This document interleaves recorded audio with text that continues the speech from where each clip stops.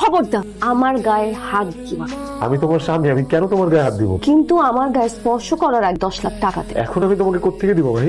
কাবিনের 10 লাখ টাকা কোথা থেকে দিবে সেটা তোমার জানার দরকার নেই। মনে রাখিস, কাবিনের টাকা না দেওয়া পর্যন্ত আমি তোকে স্বামী হিসাবে কখনোই মেনে নিব। ভাই আমি তোমার স্বামী। তুই আমার কচুর সাপ। আব্বা, আমি আজকে চাকরি ইন্টারভিউ দিতে যাইতেছি। সারা জীবন এই ঝালমুড়ি বেচে আমার লেখাপড়া করাইছে।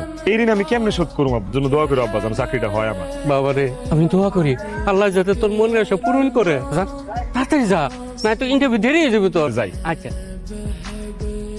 আব্বা, বাহ, থ্যাঙ্কস গড আমার গাড়ির কিছু হয় না। এই ছোট লোকের বাচ্চা, রাস্তার পাশে দাঁড়িয়ে কেউ এভাবে ঝালমুড়ি বিক্রি করে? আমার গাড়ির যদি কিছু হয়ে যেত, তোদের মতো ছোট লোকদের শরীরের রক্ত মাংস বিক্রি করে তো আমার একটা গাড়ির চাকার দাম হবে না। দাঁড়ান মেম সাহেব, আমাদের মতো গরিব ছোট লোকদের সারা শরীরের রক্ত বেচলে যেমন আপনার গাড়ির একটা চাকার দাম হবে না, তেমনি আমার বাবা যদি আজকে ঝালমুড়ি বিক্রি না করে তাহলে রাতে আমাদের পেটে খাবার জুটবে না। আপনি আপনার গাড়ি দিয়ে আমার বাবার ঝালমুড়ির দোকান উড়াই দিয়েছেন, এখন আপনি আমার বাবাকে জরিমানা দিয়ে তারপর এখান থেকে যাবেন। এর বাচ্চা, তোর এত বড় সাহস, তুই আমার কাছে জরিমানা চাস? তুই জানিস আমি কে? আপনি যেই হন না কেন তাতে আমার কিচ্ছু যায় আসে না। আপনি আমার বাবার ঝালমুড়ির দোকান ভেঙে দিয়েছেন, জরিমানা বাবদ আপনাকে 5,000 টাকা দিতে হবে। আলমুড়ির দোকান ভেঙেছি, বেশ করেছি। একটা কথা বললে একদম গুলি করে মারবো। তোমার বলারে তুমি ক্ষমা করে দাও মা।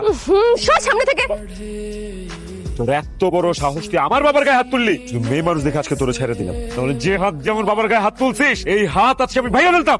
তোকে আমি আবার বলতেছি, আমার বাবার দোকান ভাঙছস, সেই জন্য তুই এক্ষণ এইখানে দাঁড়ায় জরিমানা দিয়ে যাবি, তাহলে কিন্তু খুব খারাপ হবে। এত বড় সাহস, তুই আমার গায়ে হাত তুলছিস? তোকে আমি জরিমানা, তোকে আমি খুন করবো। Just wait. আর দেখ, এসব থ্রেট টেট দেয়া কোনো লাভ নাই। জন্ম যেহেতু হয়েছে, মরতে আমাদের সবারই হবে, আর আমরা গরিবরা মৃত্যুরে ভয় করি না। ঠিক আছে, জরিমানা দেয়া লাগবে না, যা, নিলাম না তোর জরিমানা। আরে কি ব্যাপার, আমার ফোন আমার হাত থেকে কেড়ে নিলি কেন? কে ফেলবো মোবাইল, সেই জন্য? মানে খুব সিম্পল, তুই যেমনি আমার বাবার দোকান ভাঙছস, তোর ফোনটা আমি এখন এইভাবে আছাড় মেরে গুঁড়ো গুঁড়ো করে ভেঙে ফেলবো। না না না না, ঠিক আছে, তোমার জরিমানার টাকা আমি দিচ্ছি। হ্যাঁ, 5,000 টাকা আছে, এই টাকাটা রাখো আর আমার ফোন ফেরত দাও। গুড। এইবার আমার বাবার সাথে যদি বেয়াদবি করছিস এটার জন্য ক্ষমা চা। পসিবল, এই লোকের কাছে আমি কোনোদিনই ক্ষমা চাবো না। এই দাঁড়া সুস্কেট, ক্ষমা চা নাইলে কিন্তু। এই ফোন ভেঙো না। আচ্ছা এখন আঙ্কেল, আপনি আমাকে ক্ষমা করে দিন, আই এম সরি। এই তো এবার লাইনে আসছিস। ভবিষ্যতে গরিব মানুষের সাথে দুর্ব্যবহার করার আগে 100 বার ভাববি। চলো বাবা। কি করতেছেন এগুলি? করতেছেন কেন জিনিসপত্র? আমি কে আপনার হাজবেন্ড খুব ভালো মতো চিনতে পেরেছি। চিনতে পেরেছেন আমাকে? মামা চিনতে পারছি, তুই কালকের ওই মেয়েটা না, উপস্থিত এসে এরকম ভাঙচুর করতেছো কে লেগা? কারণ আপনার ছেলে আমাকে অপমান করেছে, রাস্তায় সবার সামনে আমার গায়ে হাত তুলেছে। তারা কি ভেবেছে আমি আপনাদের এমনি এমনি ছেড়ে দিব?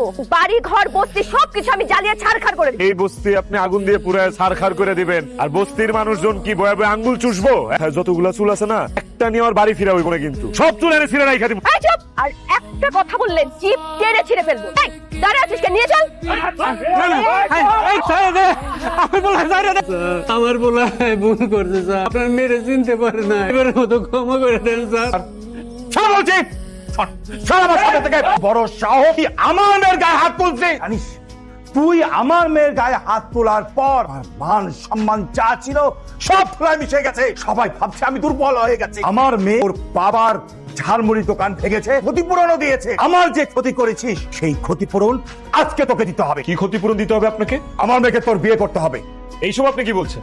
আপনার মেয়েকে কেন আমি বিয়ে করব? কারণ সবাই ভাবছে আমার মেয়ে বড় ধরনের কোনো অপরাধ করছে। এখন যদি আমার মেয়ের বিয়ে দিই, তুই বিয়ে দিতে পারবো না, তাই তোকে আমার মেয়েকে বিয়ে করতে হবে। তুমি ঠিক বলছো বাবা। ও আমার সাথে যে বেয়াদবি করছে, এর শাস্তি আমি ওকে বউ হয়ে প্রতিনিয়ত দিব। ওকে জ্বালিয়ে পুড়িয়ে ছারখার করে দিব, তারপর ডিভোর্স দিয়ে চলে আসবে। এই হাছার তোরা যা, কাজীকে ডেকে নিয়ে আয়। আজকে এই মুহূর্তে সবুজের সাথে আমার মেয়ের বিয়ে হবে। কি ব্যাপার, এত দেরি করে আসলে কেন? আব্বারে বিদায় দিয়ে আসছি, তোর জন্য দেরি হয়ে গেছে। জানো ভাই, আমি জীবনে ভাবি নাই যে আমার এইভাবে কোনোদিন বিয়ে হবে। এখন আর এইসব ভাইবা কি হবে, আমাদের তো বিয়ে হয়ে গেছে। আগে তোমার সাথে আমার যা হয়েছে মাহি, আমি সেই জন্য তোমার কাছে ক্ষমা চাইতেছি। এখন যেহেতু আমাদের বিয়ে হয়ে গেছে, চলো না আমরা পিছনের সবকিছু ভুলে দুজন দুজনের সাথে অঙ্গীকার করি। খবরদার আমার গায়ে হাত দিবা। আমি তোমার স্বামী, আমি কেন তোমার গায়ে হাত দিব না? কিন্তু আমার গায়ে স্পর্শ করার আগে 10 লাখ টাকা দে। এখন আমি তোমাকে কোত্থেকে দিব ভাই?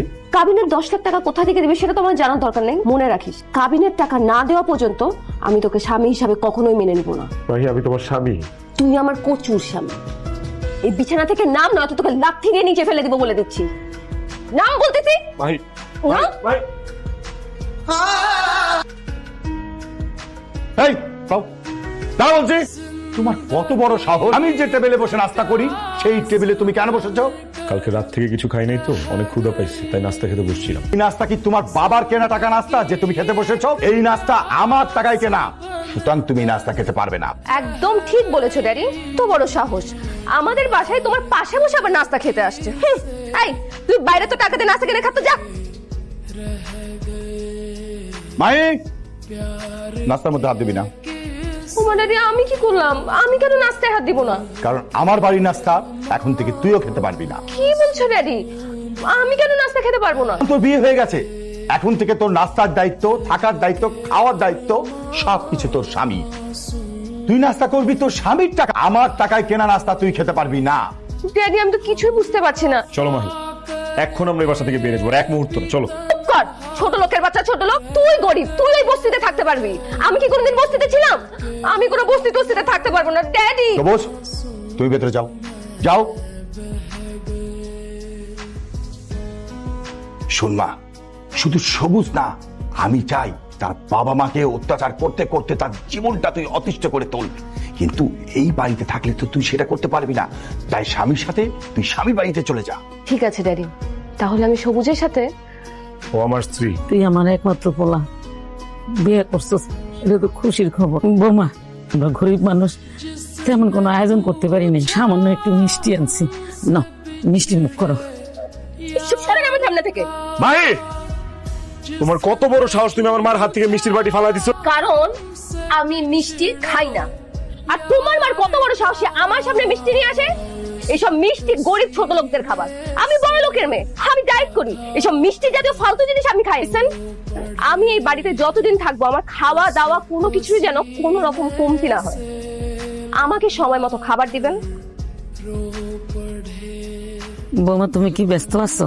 তুমি না কইছো তোমার খাওয়া দাওয়া সবকিছু খেয়াল রাখতে, সকাল থেকে কিচ্ছু খাও নাই, এর লেগে তোমার লাগে আমি নাস্তা বানাই লিয়েছি। তা দেখি কি নাস্তা নিয়ে আসছেন? আমার পোলাটা পিঠা খুব পছন্দ করে, আমি নিজেতে বানাইছি, খাও। আপনাকে তো আমি এর আগে 100 বার বলেছি, কথা কি কান দিয়ে ঢোকে না? আপনি না আসলে মানুষ না, আপনি একটা রাক্ষসী, আপনি একটা ডাইনি। আমার মা রাক্ষসী না, খুশি যদি কেউ হয়ে থাকে সেটা হইলো তুমি। তোমার মতো এরকম অসভ্য আর বেয়াদব মেয়ে আমি জীবনেও দেখিনি। তুমি একটা খাবারের অবমূল্যায়ন করলো, এমন একদিন আইবো যেদিন খাবার চাইবা, খাওন পাইবা না। যা, আমি বড় লোকের মেয়ে, আমার বাসায় খাবার দাবারের কোনো অভাব নাই। তবে আমি করে দিতেছি, আর কোনোদিন তুমি যদি আমার সামনে আমার মা বাবার সাথে খারাপ আচরণ করো, তাহলে কিন্তু অনেক বড় একটা অঘটন ঘটায় ফেলাম। তোকে আর অঘটন ঘটাতে হবে না। আর তোর এই ভাঙা ঘরে এই বস্তিতে থাকার সাথে আমারও মিটে গেছে। তোর উপর আমার প্রতিশোধ নেওয়া শেষ, তোকে শাস্তি দেওয়া শেষ, তাই আমার তোর সাথে সংসার করাও শেষ। আমি এখনই আমার ড্যাডির বাসায় চলে যাচ্ছি, খুব তাড়াতাড়ি তোকে আমি ডিভোর্স লেটার পাঠিয়ে দেবো। আশ্চর্য তো, কি ব্যাপার? আপনারা কারা? হ্যাঁ, আপনারা আমার বাবাকে বাড়ি থেকে বের করে দিচ্ছেন কেন? আপনার বাবা কয়েক মাস আগে আমাদের কোম্পানি থেকে 10 কোটি টাকা লোন নিয়ে একটা বিজনেস শুরু করেছিলেন। এখন যেহেতু আপনার বাবা এই টাকা শোধ করতে পারছেন না, তাই আমাদের কোম্পানি আপনার বাবাকে বাড়ি থেকে বের করে বাড়িটা দখল নিচ্ছে। বাবা, ওনারা যা বলে গেল এগুলো কি সত্যি? হ্যাঁ রে মা, ওরা যা বলে গেল সব সত্যি। আমার পার্টনার আমার সাথে বেইমানি করেছে, আমার সব টাকা পয়সা মেরে নিয়ে গিয়ে পালিয়ে গেছে। আমি এত রাস্তার ফকির হয়ে গেছি, আমার গাড়ি বাড়ি টাকা পয়সা কিচ্ছু নাই। ড্যাডি, এখন আমরা থাকবো কোথায়, যাবো কোথায়? এখন এই মুখ নিয়ে আমি আমার আত্মীয় স্বজনের বাড়িতেও যেতে পারবো না রে মা। বাবা, হ্যাঁ? শরীরটাকে খুব খারাপ লাগতেছে। আরে মা, কয়দিন ধরে রাস্তায় রাস্তায় ঘুরতেছি, খাইতে পারি না, শরীরটা খারাপ লাগবোই রে মা। তুই কাঁদতেছিস কেন?